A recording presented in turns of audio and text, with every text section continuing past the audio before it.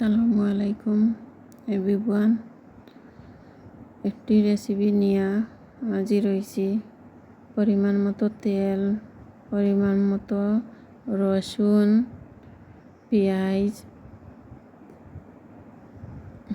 লবণ পরিমাণ মতো দিয়ে মশলা নাড়িয়া, হলুদ 1 চামচ, মরিচ 1 চামচ,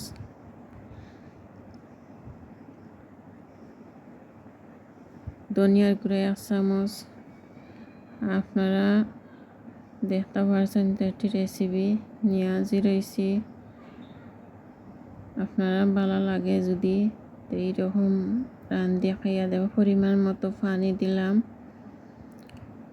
আর মশলাটা লাড়ি ছাড়ি একটু মজাইয়া নিমু। দেখতে পাচ্ছেন তো আপনারা মশলাটা মজে গেছে। এখন অল্প মাংস দিমু, দিয়া লাড়িয়া একটি সময় মস্ত হইব। মজা বাদে খাটল বিচি, পরিমাণ মতো খাটল বিচি দিলাম। আপনারা স্বাদ মতো আপনারা দিবা। আর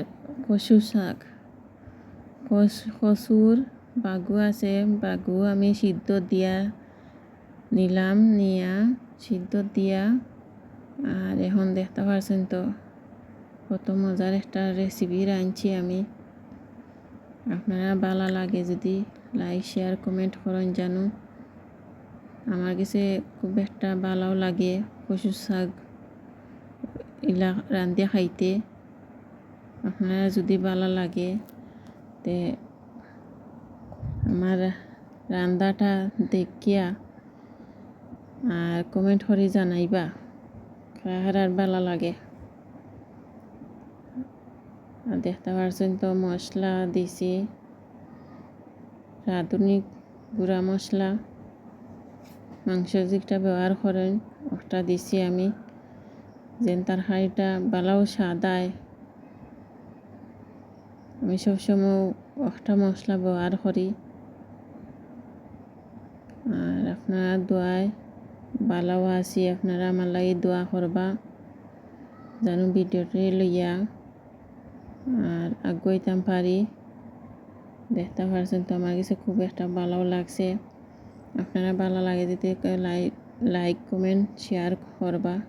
আসসালামু আলাইকুম।